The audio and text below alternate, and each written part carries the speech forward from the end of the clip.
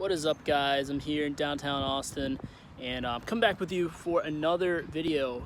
In this one I wanted to speak about coronavirus related spear phishing, actually how it is very much on the rise. So if you watched any of the previous videos, you'll know that I recently had a video out about spear phishing, and if you're not familiar, definitely take a look at that one to familiarize yourself with the concept.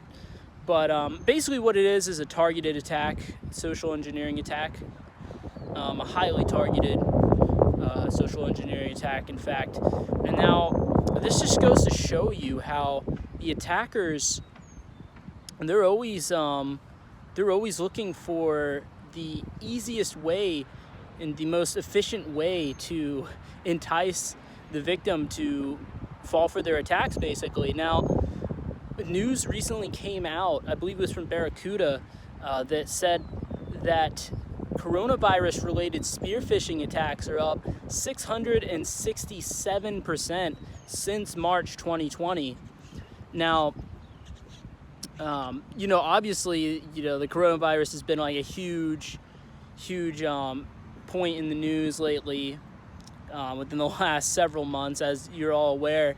But this just goes to show you how, you really got to be careful when it comes to especially email, because email is still like the number one attack vector that these attackers are electing to use. So normally their social engineering attacks come from like an email that appears legitimate, and all you need to do is click on the link in the email, embedded in the email, and that's normally all it takes for them to compromise you.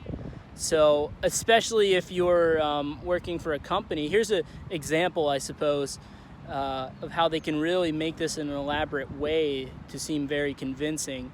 What they could do is, say you work for a company that they want to compromise, right? It's a pretty high profile company, let's just say. Now, they know that, the coronavirus is obviously like a huge talking point. So what they're going to do is they're going to craft an email that appears like it came from your company with some policies and procedures due to the virus or whatever, right? It'll be like coronavirus work update, and in the email it might even appear like they're giving you some information about your company, like, we plan to keep the offices closed for the next at least 3 months, blah blah blah.